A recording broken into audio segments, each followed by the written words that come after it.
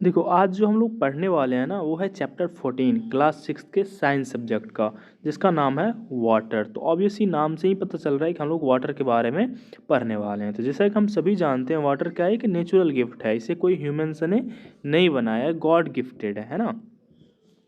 Water जो है ना एक नेचुरल रिसोर्सेज है। क्यों? क्योंकि ये नेचर ने हमें गिफ्ट किया है।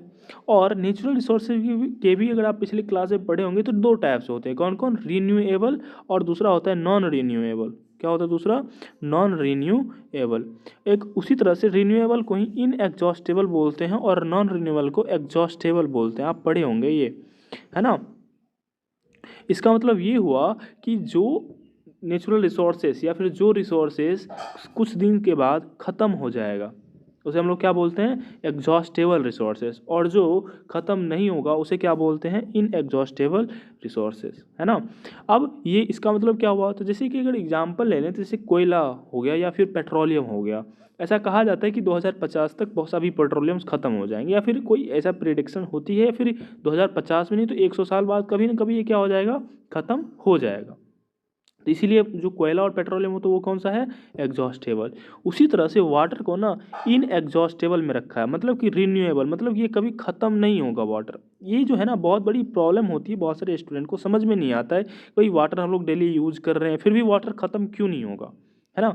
देखो पहले थोड़ा समझो। पहले हम मान लो कि अर्थ जो है ये अर्थ को 4 भाग में बांट देते हैं। ठीक है, मान लो अर्थ का 4 टुकड़ा है सरफेस का, है ना। अब इस सरफेस का ना 3 जो भाग है ना ये वाला, ये समझ लो ये वाटर है। क्या है? वाटर है। एक सरफेस पे हम लोग रह रहे हैं। कितने लोग रह रहे हैं? हम लोग। कितने हम लोग? टोटल पॉपुलेशन कितना? एक कॉर्नर की बात कर रहा हूँ मैं, 8 बिलियन पीपल रह रहे हैं। उसमें आपको फॉरेस्ट भी है, 8 बिलियन पीपल का घर भी है, फील्ड भी जहाँ पे हम मतलब कि प्लेटियस है, फिर थोड़ा बहुत पॉन्ड्स है, या फिर थोड़ा बहुत वहाँ पे अलग अलग तरह के चीज़ें बनी हुई है। अब बताओ कि एक टुकड़े में हम लोग इतने चीज़ रह रहे हैं, तो अब सोचो 3 टुकड़े कितने बड़े होंगे। तीनों टुकड़े पे सिर्फ और सिर्फ वाटर है। तो इतने अमाउंट हमको वाटर है, ये मैं आपको बताना चाहता था इस फिगर के थ्रू। ठीक है, अब देखो कि इसमें से हम लोग जो यूज़ कर रहे हैं ना बहुत कम यूज़ कर रहे हैं। जैसे कि अगर मैं आपको बता दूं कि आपके पास 1 करोड़ रुपए है, उसमें से अगर हम मान लो 1 रुपया निकाल लेते तो क्या इस पर कोई फ़र्क पड़ने वाला है 1 करोड़ के ऊपर? नहीं। सिमिलरली यही केस है वाटर के साथ। लेकिन फिर भी 8 बिलियन पीपल यूज कर रहे हैं और देखते होंगे कि वाटर भी 20 रुपये लीटर में मिल रही है, तो फिर एग्जॉस्टेबल क्यों नहीं है सर? अब देखो होता क्या है कि वाटर जो है ना, वाटर एक रिसाइकल प्रोसेस है। वाटर क्या होता है? इसमें रिसाइकल होता है। अब ये मैं आपको आगे पढ़ाऊंगा कि रिसाइकल कैसे होता है फिगर के मेथड से। वाटर क्या होता है? रिसाइकल हो जाता है। जैसे कि मतलब कि जैसे ओशन है, तो ओशन से इवापोरेट हुआ, इवापोरेटर एटमॉस्फेयर में क्लाउड बनाया, क्लाउड से फिर क्या हो जाता है? रेन के फॉर्म में ओशन में आ जाता है। और इस प्रोसेस, ये बार बार प्रोसेस जो होती है ना, इसी के लिए जो पीपल्स हैं या फिर जो साइंटिस्ट हैं या फिर जो रखने वाले हैं इसे रिन्यूएबल की कैटेगरी में रखे हैं। क्यों? क्योंकि देखो वाटर तो ख़त्म हो रहा है, फिर से वाटर आ जा रहा है, तो उसे ही तो रिन्यूएबल मतलब क्या? जो फिर से नया हो सके, तो मतलब ये फिर से नया आ जा रहा है, इसीलिए इसे रिन्यूएबल के केस में रखा गया है। तो आई होप कि आपको ये जो कन्फ्यूजन थी, ये कन्फ्यूजन क्या हो गई होगी? दूर हो गई होगी। अब अगले मतलब फैक्ट के तो और जाते हैं। तो ये मैंने बता दिया कि 3/4 of the earth surface is covered with water, ये तो हम बता दिए। Nearly 70% of human body is made up of water and the rest is solid matter. हमारा जो बॉडी है ना, बॉडी 70% वाटर से मिलकर बना। अब सोचो ये कितनी बड़ी पॉइंट है कि हमारा बॉडी 70% वाटर से मिलकर बनी है। जैसे कि अगर एग्जाम्पल दो, अगर कोई आपका कंपनी है, कंपनी का 50% से ज़्यादा शेयर जिसके पास ज़्यादा होता है, 50% से ज़्यादा शेयर जिसके पास होता है, वही क्या होता है? कंपनी का मालिक होता है। सिमिलरली अगर देखो कि किसी भी हमारे बॉडी का टोटल हिस्सा 70% हिस्सा पानी का है, मतलब कि हमारा बॉडी यू कैन से कि पानी से मिलके बना है। तो जब हमारा बॉडी पानी से मिलके बना है तो वाटर हमारे लिए कितना इसेंशियल होगा हमारी लाइफ के लिए, ये आप सोच ही सकते हो। तो मतलब कि बहुत ही हमारे लाइफ में हमारे वाटर जो है हमारे लाइफ में बहुत ही इंपॉर्टेंट रोल प्ले करता है और बहुत ही इंपॉर्टेंट है। अब अगला फैक्ट है कि water which is fit for human consumption is known as fresh water and portable water. मतलब कि जो वाटर हमारे पीने लायक है ना, उसे हम लोग क्या बोलते हैं? फ्रेश वाटर या फिर पोर्टेबल वाटर बोलते हैं। अब ये पीने लायक वाटर कहने का क्या मतलब है सर? अब देखो होता क्या है ना कि मैंने बता दिया ना कि अर्थ का जो है ना 3 भाग पानी से मिलकर बना है, लेकिन इस 3 भाग में से 97% जो वाटर है ना वो ओशियन में है और सी समुद्र में है है ना, महासागर और समुद्र में। कितना? इस 3 भाग का 97%। अब ये जो 97% है ना, ये इतना इसमें नमक मिला हुआ है, मतलब सलाइन है, कि आप इसे पी ही नहीं सकते हो। बहुत ही ज़्यादा नमक इसे मिला हुआ है, मतलब 97 पानी पीने लायक है ही नहीं। तो हम लोग के लिए जस्ट 2.6% वाटर क्या है? पीने लायक है। तो जो पीने लायक वाटर है ना, उसे हम लोग क्या बोलते हैं? फ्रेश वाटर या फिर पोर्टेबल वाटर। और हमें पीने लायक कितने परसेंट वाटर उस तीनों पार्ट का? 2.6%। उसमें से भी 0.01% of total water reaches human and animals. हमारे लिए तो 2.6% है पीने लायक, लेकिन इस 2.6% का 0.01% ही हमारे ह्यूमन्स और एनिमल्स की फॉर्म में आता है। अब ये क्या पॉइंट हुआ सर? अब देखो है क्या ना, ये जो 2.6% महासागर के अलावा जो पीने लायक है ना, उसमें कुछ ग्लेशियर में कन्वर्टेड है, कुछ जो है अलग अलग लेक में कन्वर्टेड है।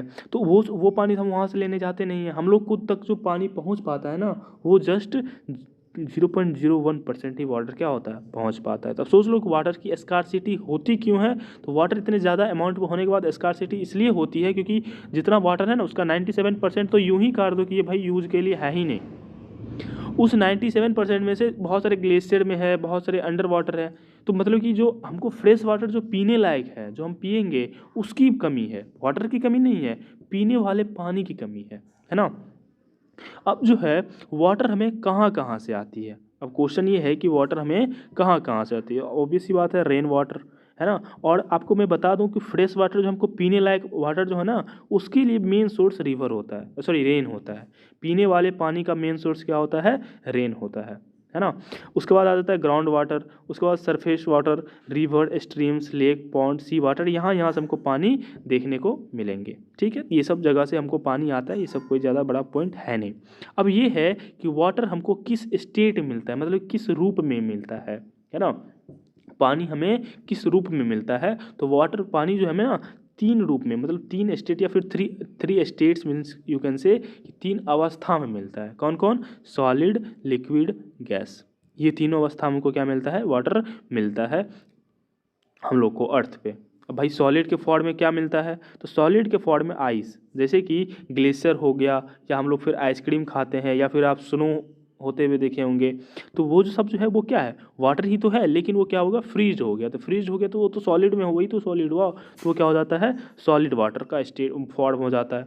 फिर होता है दूसरा रूप जो है लिक्विड। लिक्विड जो हम लोग डेली लाइफ में पीते हैं, फिर जो यूज करते हैं, वो लिक्विड फॉर्म ऑफ वाटर है। और जो गैस, जो हमारा वेपर और steam is gases state of water. जैसे कि हम लोग वाटर वेपर, जो हमारे सराउंडिंग में जो वाटर वेपर्स हैं, वो कौन सा स्टेट ऑफ गैस है? वाटर है, गैसेस स्टेट ऑफ वाटर।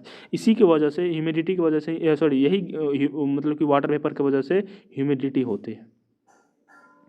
इसी वाटर पेपर के वजह से आप लोग देखते होंगे कि ह्यूमिडिटी होता है। रेन भी ना इसी वजह से होती है, वाटर पेपर के वजह से ही रेन भी होती है। तो मतलब हमें वाटर किसने रूप में मिलती है? 3 रूप में, या फिर थ्री स्टेट्स में। कौन कौन? Solid, liquid, gas. Solid means बोले तो आइस। आइस जो हमको है वो क्या है? सॉलिड फॉर्म ऑफ वाटर है, जो हम लोग को पी रहे हैं, फिर डेली यूज कर रहे हैं, उसे हम लिक्विड फॉर्म ऑफ वाटर बोलते हैं। और जो वाटर वेपर जो हमारे सराउंडिंग में गैस के रूप में मिल रहा है, उसे हम लोग क्या बोलते हैं?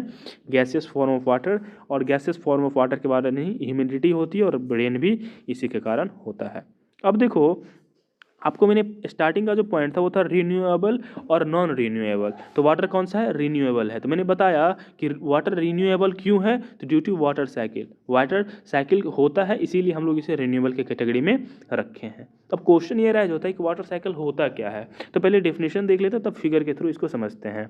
The water cycle of process by which the water circulate between the earth, ocean, atmosphere and land, involving precipitation as rain and snow, drainage in stream and rivers, and returns to the atmosphere by evaporation and transpiration. मतलब क्या कह रहा है कि water cycle process by, मतलब कि water cycle जो ये अर्थ, मतलब ये अर्थ ओशियन, यू कैन से अर्थ का ओशियन, एटमॉस्फेयर और लैंड, इस तीनों के बीच में जो वाटर जो सर्कुलेट कर रहा है ना, उसे हम लोग क्या बोलते हैं? वाटर साइकिल बोलते हैं। उसमें प्रिसिपिटेशन मतलब कि वाटर का जो फॉर्म ऊपर से नीचे गिरता है ना, वो या तो रेन और स्नो के बेसिस पे गिरता है। हम लोग देखे हैं, हम लोग के जब बारिश होती है तो रेन के फॉर्म मतलब वाटर फॉर्म में, लिक्विड फॉर्म में। वही अगर स्नो होती है तो वाटर अगर फ्रोजन होकर गिरती है तो उसे हम स्नो बोलते हैं। वही स्नो अगर आइस का टुकड़ा, बर्फ का टुकड़ा बोलते हैं तो उसे हेल बोलते हैं, है ना। देखे होंगे कि हम लोग को ऊपर से बर्फ़ भी गिरता है, उसे क्या बोलते हैं, हेल बोलते हैं। तो ऊपर से जो भी चीज़ गिर रहा है ना लिक्विड वाटर का, उसे हम लोग क्या बोलते हैं, प्रिसिपिटेशन, है ना। इस प्रोसेस को हम लोग क्या बोलते हैं, प्रिसिपिटेशन। अब देखो कि मतलब थोड़ा सा इसको अच्छे से हम समझते हैं। देखो यहाँ पे फिगर देखो, क्या सॉरी, हाँ ये देखो, अब देखो इसको देखो, ये मान लो कि ओशन है, ऑब्वियस सी बात है, ये क्या है, ओशन है। जब सन रे इस पे आता है तो ये क्या हो जाता है, गर्म हो जाता है। गर्म होने के बाद क्या हो जाता है, ये वेपर में कन्वर्ट हो जाता है, भाप जिसे बोलते हैं, हिंदी में क्या बोलते हैं, भाप। ये इसमें कन्वर्ट हो गया, ये ऊपर जाके ना क्लाउड फॉर्म करता है, ये क्या हो जाता है, क्लाउड। और ये जो वाटर से वाटर भाप भाप में बदल रहा है ना, वाटर वेपर, उसे उस प्रोसेस को बोलते हैं इवेपोरेशन। क्या बोलते हैं, इवेपोरेशन। जैसे लिक्विड वाटर जो अगर गैस में बदल रहा है ना, वाटर वेपर में, तो उस प्रोसेस को हम लोग क्या बोलते हैं, इवेपोरेशन। फिर ये क्या होता है, ये जाके ना कंडेंस होके एक अपना एक ग्रुप बना लेता है, यू कैन से, जिसे हम लोग बोलते हैं कंडेंसेशन। क्या बोलते हैं, कंडेंसेशन। जब ये ग्रुप बनाता है ना, ये ठंडा ऊपर, जैसे कि आप पढ़े होंगे, जैसे जैसे हम ऊपर जाते हैं तो टेम्परेचर क्या हो जाता है, घटता है। टेम्परेचर क्या हो जाता है, घटता है। तो अब ये गर्म होके ऊपर गया, तो ऊपर जाके क्या हो जाता है, ये ठंडा हो जाता है। तो ठंडा हो जाता है तो ये क्या हो जाता है, फिर से वाटर में कन्वर्ट हो जाता है। फिर ये वाटर क्या हो जाता है, नीचे गिरने लगता है, तो इसे हम लोग क्या बोलते हैं, रेन बोलते हैं। ठीक है। अब ये जो है अगर बहुत ज़्यादा ठंडा हो गया, मतलब फ्रीज हो गया, तो इसे क्या बोलते हैं, हेल बोलते हैं। या फिर ये जो ज़मीन पे गिरेगा ना, अगर ये ज़्यादा ठंडा है तो यहाँ नज़दीक तो पानी के फॉर्म में आएगा, लेकिन यहाँ ज़्यादा ठंडा होने की वजह से वो बर्फ़ में कन्वर्ट हो जाता है, तो इसीलिए यहाँ पे क्या हो गया, स्नो हो गया। तो अलग अलग फॉर्म में यही वाटर क्या होता है, नीचे गिरता है, इसको हम लोग बोलते हैं precipitation, the process by which water मतलब कि come from cloud to the earth is called precipitation. You can define like this, है ना। अब देखो कि फिर जैसे कि मान लो हमारे ज़मीन पे पानी गिर गया, किसके थ्रू, रेन के थ्रू। अब ये जो है रेन वाटर कहीं ना कहीं अलग, कहीं किसी रिवर में मिल जाता है, किसी लेक से रिवर में मिल जाता है, किसी भी मेथड से ये फिर क्या जाता है, समुद्र में जाके जो ओशन से वाटर इवोपरेट हुआ था वहीं जाके मिल जाता है। और उस प्रोसेस को बोलते हैं रन ऑफ। क्या बोलते हैं, रन ऑफ बोलते हैं। तो इसे क्या बोल, इस प्रोसेस क्या बोलते हैं, रन ऑफ। मतलब कि देखो वाटर वेपर में बदला, फिर कंडेंस हो गया क्लाउड, क्लाउड के बाद फिर प्रिसिपिटेशन, मतलब कि और नीचे गिर जाता है, तो फिर से कहाँ जाता है, रन ऑफ के थ्रू फिर ओशन में चला जाता है। ये पूरा पूरा साइकिल बना रहा है ना, सर्कुलेट कर रहा है ना, फिर पेपर में कन्वर्ट होगा, फिर क्लाउड, फिर प्रिसिपिटेशन, फिर ज़मीन पर गिरेगा, फिर समुद्र में आ जाएगा। ठीक है, पूरा पूरा साइकिल है ना, इसे ही बोलते हैं वाटर साइकिल बोलते हैं। ठीक है। अब जो है अगला पॉइंट है वाटर कन्वर्जन। आप water water conservation. Water conservation क्या होता है, तो वाटर कंजर्वेशन को डिफाइन करेंगे तो water conservation is the wise and judicious use of water. मतलब कि अगर आप वाटर का जितना यूज होता है ना, अगर उतना ही यूज करते हैं तो उसे बोलते हैं वाटर कंजर्वेशन। अब होता क्या है, हम लोग क्या करते हैं, वाटर मतलब कि हम नहा रहे हैं तो पूरा पूरा पानी पूरा इधर उधर मतलब बहुत वेस्टेज ऑफ वाटर नहीं करते हैं। वाइज एंड जुडिशरी मतलब क्या हो जाता है, डोंट वेस्ट वाटर। अगर आप वाटर वेस्ट नहीं करते हो मतलब आप क्या कर रहे हो, वाटर कंजर्व कर रहे हो। तो अब क्वेश्चन ये आता है कि सर हम वाटर कंजर्व कितने तरीके से कर सकते हैं, वे ऑफ कंजर्वेटिंग वाटर, मतलब कि कितने तरीके से हम वाटर कंजर्व कर सकते हैं। तो पहला तो है मतलब कि जो हमारे नल वगैरह सब होते हैं, नल वगैरह सबसे क्या होता है कि वाटर लीक करता है। क्या होता है, कभी कभी देखे होंगे हमारे जो नल का पाइप होता है, फिर नलका होता है, ये ख़राब हो जाता है, या फिर पाइप में होल हो जाता है। इसकी वजह से क्या होता है, पानी हमेशा बाहर आ जाता है। अब देखो कि ये जो पाइप से वाटर आ रही है, क्या यूजेबल है, नहीं, ये क्या है, वेस्ट हो रहा है। और यही वेस्टेज ऑफ वाटर क्या कहलाता है, नॉन कंजर्वेशन। आपको अगर कंजर्व करना है तो वो जो नल है या फिर आपका पाइप फूटा है उसको आपको रिपेयर करा के ठीक करना चाहिए, है ना। Use a bucket for taking bath instead of shower. जब हम शावर लेते हैं तो पूरा ऊपर से पानी इधर उधर ऐसे पूरा अच्छे से स्प्लैश होके आ रहा है, हम मस्ती से नहा रहे हैं। इससे क्या होता है, हम ज़्यादा पानी यूज़ कर रहे होते हैं नहाने वक्त। लेकिन जब बाल्टी में लेके नहाते हैं तो हम जग से थोड़ा थोड़ा नहाते हैं, उससे क्या होता है कि वाटर का यूज़ कम हो रहा है। बात वही हो रही है, हम लोग नहा रहे हैं यहाँ से भी, लेकिन इसमें वाटर बहुत ही ज़्यादा कंज्यूम हो रही है और यहाँ पे वाटर बहुत कम कंज्यूम होगी। तो इससे क्या होगा, वाटर कंजर्व होगा। ऐसा नहीं है अगर हम कम वाटर से नहाएंगे तो मतलब हम साफ़ ही नहीं होंगे, ऑब्वियसली इससे भी साफ़ होंगे, इससे भी साफ़ होंगे। लेकिन ये स्प्लैश करके भेजता है तो हमको थोड़ा सा अच्छा फील होता है और इसे हमको लेना पड़ता है, यही डिफरेंसेस है। लेकिन इससे बहुत बड़ी डिफरेंसेस हो जाती है, इससे आपकी क्या हो जाती है, वाटर कंजर्व हो जाती है, वाटर ज़्यादा वेस्ट नहीं होता है। इससे तो वाटर वेस्ट होती है। साथ ही साथ इससे अब देखो, अब जब आप इससे शावर से नहाते हैं तो ये इधर इस तरह से स्प्लैश करके फेंकता है वाटर, है ना। आप जो है आप तो पूरा स्प्लैश जो मतलब कि आप जो ये जो वाटर आ रही है, ये वाटर आप तो इतना एरिया का है, वाटर को हम आप क्या कर रहे हो, आपके शरीर पे गिर रही है तो आप इसका यूज़ कर रहे हो, फॉर एग्जांपल मान लेते हैं। लेकिन ये जो इधर जो आसपास जो स्प्लैश होके जाता है, क्या हमारे लिए ये यूजफुल वाटर है? नहीं है। दैट इज़ वाई हमको क्या करना चाहिए, बाल्टी से नहाना चाहिए। बाल्टी से अगर जग से डालोगे तो आप अपने सर पे ही डालोगे और अच्छे से क्लीन हो जाओगे। तो ये बेस्ट मेथड होगा नहाने से। इससे क्या होगा, वाटर आपका कंजर्व भी होगा। तीसरा पॉइंट है collect rain water and use it for gardening and recharging ground water. करना क्या चाहिए, जो हम रेन वाटर आता है, हम रेन वाटर को जस्ट ऐसे ही छोड़ देते हैं, ऐसा नहीं करना चाहिए। उसको क्या करना चाहिए, कलेक्ट करना चाहिए। अब कैसे कलेक्ट करना चाहिए, तो घर के ऊपर आप नलका ऐसे बना दो, अगर रेन वाटर आएगा तो किस में आ जाएगा, इसमें स्टोर हो जाएगा। या फिर जो बड़े बड़े ग्राउंड है जहाँ जिसका यूज नहीं होता है, उसे बहुत सारा ये हौज बना दो, उसमें इस तरह का छोड़ दो। अब ये रेन वाटर किस में आ जाएगा, इसमें आ जाएगा, और ये जो है ये आपका वाटर स्टोर हो गया। इससे आप क्या कर सकते हो, इस पानी को इरिगेशन में यूज़ कर सकते हो, गार्डनिंग में यूज़ कर सकते हो। या फिर अंडर, ये अगर मान लो पानी सूख जाता है तो अंडर वाटर जब लैंड के बीच में चला जाएगा तो ये अंडरग्राउंड वाटर हो जाता है। तो ये भी हमारे लिए क्या हुआ, सही है। लेकिन अगर रेन वाटर को ऐसे ही छोड़ देते हैं तो वो रेन वाटर कहाँ चला जाता है, हमारा ओशन में चला जाता है। और जैसे ही ओशन में चला जाता है तो वो क्या हो जाता है, हमारे लिए यूजलेस हो जाता है। इसीलिए हमको रेन वाटर को ही क्या करना चाहिए, कलेक्ट करके रखना चाहिए। Wash your cycle, car etcetera with a bucket of water instead of pipe.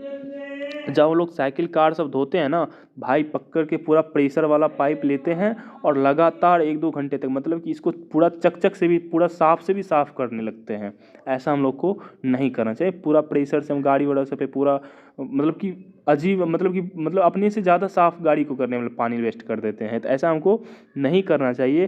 वो गाड़ी को हम लोग को मतलब कि पाइप के जगह हमको बकेट से मतलब कि पानी ले लेके साफ़ करना चाहिए। उससे क्या होगा कि कम पानी यूज होगा, दोनों में गाड़ी साफ़ होगी। लेकिन बकेट से अगर आप साफ़ करते हो तो कम पानी यूज होगा, है ना, काम वही हो रही है। तो उससे क्या होगा, कंजर्व होगा ना, वाटर की बचत होगी ना। जैसे कि एग्जाम्पल में बता दूँ कि आप क्या कर रहे हो, मतलब कि आप क्या कहते हैं, आपके पास मान लो आपके पास आपका आटा ख़त्म हो गया, क्या हो गया, मान लेते हैं आपका आटा ख़त्म हो गया। अब आप गेहूं लेके अगर पिसवाते हो तो आपको ना 25 रुपये लेंगे, 30 रुपये, मान लेते 30 रुपये। लेकिन अगर आप आटा खरीदते हो तो आपको कितने रुपये लगते हैं, 35 रुपये या फिर 40 रुपये। अब देखो दोनों तो सेम चीज़ है, गेहूं पिसा के ये पैक करके दे रहा है और यहाँ पर पिसवा रहे हो। अगर हम गेहूं खरीद के पिसवाते हैं तो हमारा पैसा क्या होगा, बचत होगा ना, कंजर्व होगा पैसा। लेकिन वही हम आटा खरीद लेते हैं तो वो क्या हो जाएगा, हमारा पैसा वेस्ट हो जाएगा। 10 रुपये किस चीज़ के लिए दे रहे हैं, कुछ हमको 10 रुपये का फ़ायदा हो रही है यहाँ से, यहाँ जो हम आटा खरीद रहे हैं, कुछ नहीं।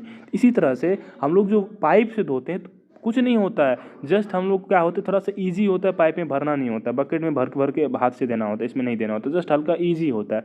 जिस तरह से यहाँ पे पहले इस मेथड में आपको गेहूँ खरीदना होगा, फिर पिसाने ले जाना होगा, इसमें डायरेक्ट पिसा पिसा मिलता है, जस्ट थोड़ा ईजी होता है। लेकिन 10 रुपये 1 किलो पे बच रहे हैं, समझ रहे हो। इसीलिए हम लोग को इस तरह से वाटर क्या करना चाहिए, कंजर्व करना चाहिए। Instead of washing floor use mop, मतलब कि हम लोग को मतलब कि कभी कभी हम लोग क्या करते हैं कि फर्श को धोने के लिए ना, हम लोग फर्श को साफ़ करने के लिए वाटर पूरा हरा देते हैं और इधर से क्या करते हैं, मतलब इधर से फ्लो कराते हैं ताकि वाटर क्लीन हो जाए फर्श। इसकी वजह से हमको मोप यूज़ करना चाहिए, या फिर आप कह सकते हो पोछा दे के हम लोग को क्या करना चाहिए, साफ़ करना चाहिए। दोनों पे तो साफ़ हो जाता है, लेकिन ये क्या, इसमें क्या हो जाता है, आपको वाटर कंजर्व हो जाता है। तो इस तरह से हम लोग को क्या करना चाहिए, कुछ मैं 5 मेथड बताया हूँ, इस मेथड से हम लोग को क्या करना चाहिए, वाटर कंजर्व करना चाहिए। आई होप कि पॉइंट आपको समझ में आ गई होगी। अब क्वेश्चन है इंपॉर्टेंस ऑफ वाटर, कि सर हम लोग वाटर हमारे लिए इम्पोर्टेंट क्या है। तो हमने ऊपर आपको बता दिया कि वाटर हमारे लिए इम्पोर्टेंट क्यों है, क्योंकि सर इधर बताया था कि वाटर जो है हमारे बॉडी का 70% हिस्सा है। बॉडी का कितना परसेंट हिस्सा है, 70%। तो वाटर यहाँ से आप इमेजिन कर सकते हो कि हमारे लिए कितना इंपॉर्टेंस है। इसके अलावा भी कुछ और इम्पोर्टेंस है, वो आपको मैं बता देता हूँ। वाटर जो है डाइजेशन ऑफ फूड, मतलब कि हम जो हमारा जो खाना पचता है ना स्टमक में, स्टमक मतलब अमाशय में खाना जो पचता है ना, उसमें कहाँ से किसके लिए उसमें क्या होता है, वाटर यूज़ होता है। अगर मान लो वाटर आपके पास नहीं है तो आपका खाना पचेगा ही नहीं, खाना नहीं पचेगा तो आपका क्या होगा, एनर्जी नहीं आएगा, एनर्जी नहीं आएगा तो आप यूजलेस हो जाओगे। इसीलिए डाइजेशन ऑफ फूड में भी क्या होता है, वाटर आपको रिक्वायरमेंट होती है, जो कि स्टमक में फूड के साथ मिक्स होता है और पचता है। Important medium for transportation of food, oxygen carbon dioxide in body, मतलब कि हमारा ये इसका क्या काम होता है, ये जो है वाटर, ये वाटर जो है पूरा बॉडी में ऑक्सीजन कार्बन डाइऑक्साइड को क्या करता है, ट्रांसपोर्ट करता है, पूरा बॉडी को क्या करता है, ये एक जगह से दूसरी जगह ले जाता है, ऑक्सीजन को या फिर कार्बन डाइऑक्साइड को एक जगह से दूसरी जगह फ्लो कराता है। तीसरा, water is use to produce electricity. आप देखोगे कि पानी रिवर के ऊपर बहुत बड़े बड़े डैम बना दिए जाते हैं, जिससे कि डैम से इधर जाता है और इससे हम क्या करते हैं, टरबाइन घुमा के इलेक्ट्रिसिटी करते हैं, मतलब कि इलेक्ट्रिसिटी जनरेट करते हैं। तो वाटर का यूज़ कहाँ होता है, इलेक्ट्रिसिटी में भी हम लोग यूज करते हैं। Water is essential for germination of seed. हम लोग जो है प्लांट पे डिपेंडेंट होते हैं। प्लांट कहाँ से आता है, सीड से आता है, समझ रहे हो। और सीड किससे जर्मिनेट होगा, वाटर से। वाटर ही नहीं तो सीड नहीं जर्मिनेट होगा, सीड नहीं जर्मिनेट होगा तो फिर प्लांट नहीं होगा। सिर्फ हमारा बॉडी में वाटर है ये ज़रूरी नहीं है, ये सब काम भी हमारे लिए ज़रूरी है। अब मान लो कि आपका खाना पच ही नहीं रहा, क्या नहीं हो रहा, खाना पच ही नहीं रहा है, बताओ भाई कैसे रहोगे तब जिंदा। तो ये सब भी वर्क होते हैं जिसकी वजह से हमारा बॉडी क्या करते हैं, वाटर हमारे लिए इसेंशियल होते हैं। इसी मेथड इसी यूजेज इतना हमारे लिए इंपॉर्टेंट वर्क भी वाटर कर देता है।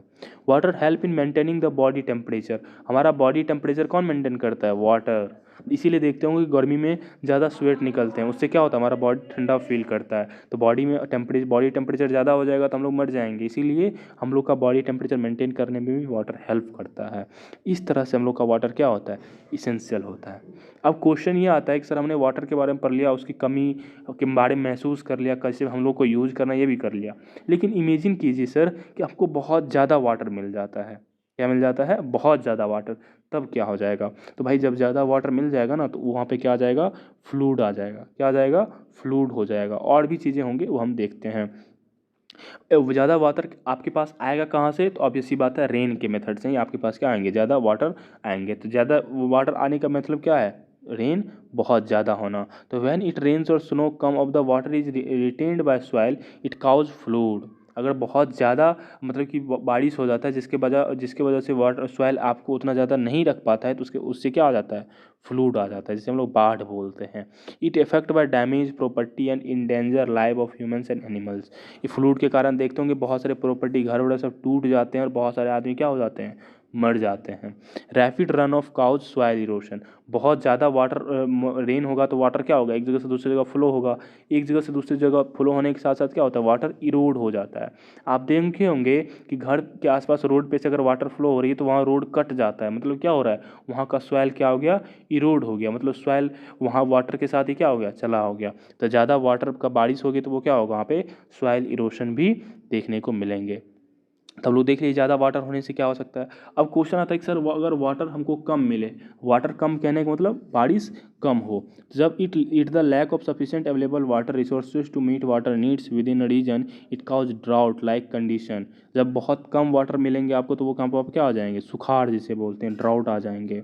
It effect bye acute water crisis, crop failure, loss of life in form of starvation. मतलब कि जब पानी की कमी होगी ना तो आप क्रॉप्स बड़े सब क्या होंगे, अच्छे से नहीं उगेंगे, वाटर क्राइसिस होने लगेंगे, वाटर पीने के लिए पानी नहीं मिलेगा तो हम लोग क्या हो जाएंगे, वैसे भी डेथ हो जाएंगे। और क्रॉप फेल्योर मतलब पौधे नहीं उगेंगे तो हम लोग क्या हो जाएंगे, उसमें भी हम लोग पौधा ही नहीं होगा तो हम लोग खाएंगे क्या, तो भूखे मर जाएंगे। इस तरह से वाटर अगर कमी होगी तो भी क्या हो जाएगा, हम लोग को नुकसान है। मतलब कि क्या कहते हैं, अगर आप ज़्यादा वाटर ले आ जाता है हमको तो भी नुकसान है, कम आता है तो भी नुकसान है। इसीलिए तो कहते हैं अति सर्वर्थ वर्जते, है ना, ज़्यादा हम लोग को नहीं चाहिए और कम भी नहीं, ठीक है।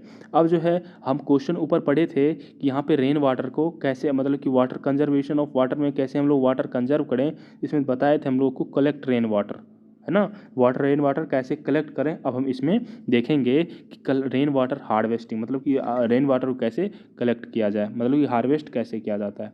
Method of collecting rain water and storing it for use during scarcity. हमने ऊपर इसे बता दिया शॉर्ट में, यहाँ पे भी फिर लिखा हुआ है तो आप नोट्स में बना सकते हो। मेथड मतलब कि पहले डिफिनीशन है कि रेन वाटर हार्वेस्टिंग होती क्या है।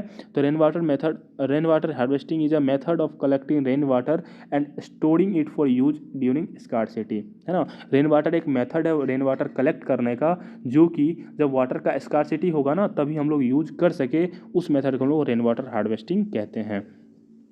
It can be use for several purposes. ये जो आप रेन वाटर हार्वेस्ट किए हो ना, ये बहुत चीज़ों के लिए यूज कर सकते हैं, जैसे कि पीने के लिए भी यूज कर सकते हैं, धोने के लिए, गार्डनिंग, फिशिंग, इरिगेशन एक्सेट्रा, इन सब चीज़ों हम लोग इस वाटर का यूज कर सकते हैं। Water vapour gets added to air by evaporation and transpiration. Water vapour जो होता है वो क्या होता है, एयर में कैसे मिक्स होता है, तो इवेपोरेशन से। और ट्रांसपिरेशन पिछले चैप्टर हम लोग पढ़े थे, प्लांट के बारे में जब पढ़ाया था तो उसमें ट्रांसपिरेशन पढ़ाया था कि प्लांट के लीफ से भी इवेपोरेशन होती है, मतलब कि वाटर वेपर में कन्वर्ट होता है, तो उसे हम लोग बोलते हैं ट्रांसपिरेशन। तो ट्रांसपिरेशन और इवेपोरेशन के कारण क्या होता है, वाटर जो है वो एयर में मिक्स होता है। The water vapor in the air condense to form teeny droplets of water which appear as cloud. Many teeny water droplets come together and fall down as rain, snow or hail.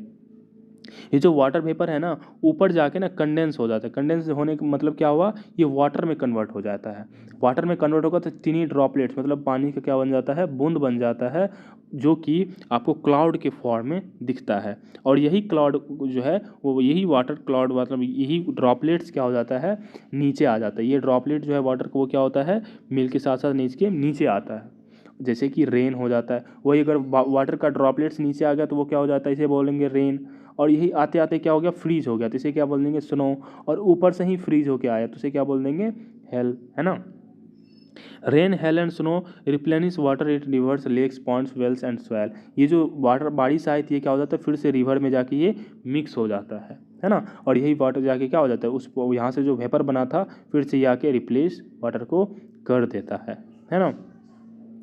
Excessive rains may cause floods, ज़्यादा rain होगा तो वो क्या हो जाएगा, floods आ जाएगा। Lack of for long periods many cause droughts. अगर बहुत ज़्यादा पानी बारिश हो जाएगा तो वो फ्लूड हो जाएगा, और बहुत कम हो जाएगा तो उसे क्या बोलेंगे, ड्राउट बोल देंगे। The not of usable water on earth is limited, so it need to be use carefully. हमारे लिए जो वाटर का जो यूजेबल वाटर मतलब कि जिसे हम यूज कर सकते हैं, या फिर पोर्टेबल वाटर जो है वो बहुत ही कम अमाउंट में है, इसीलिए हम लोग को कैसा यूज करना चाहिए, केयरफुली यूज करना चाहिए। मैंने ऊपर ही बताया था कि हम लोग का वाटर का जो स्कार्सिटी है ना, पीने वाले पानी का स्कार्सिटी है, पानी की स्कार्सिटी नहीं है। दैट इज़ वाई हम लोग को पीने वाला पानी या फिर जो फ्रेश वाटर बाथिंग के लिए यूज़ करते हैं, फिर जो भी करते हैं उसके लिए हम लोग को वाटर को क्या करना चाहिए, केयरफुली यूज करना चाहिए। इसी के साथ आपका ये चैप्टर खत्म हो जाता है और सभी पॉइंट क्या हो जाते हैं, एक्सप्लेन हो जाता है। आई होप कि आपको समझ में आ गया होगा पूरा पॉइंट। अब मिलेंगे नेक्स्ट वीडियो में। Thank you so much for watching this video.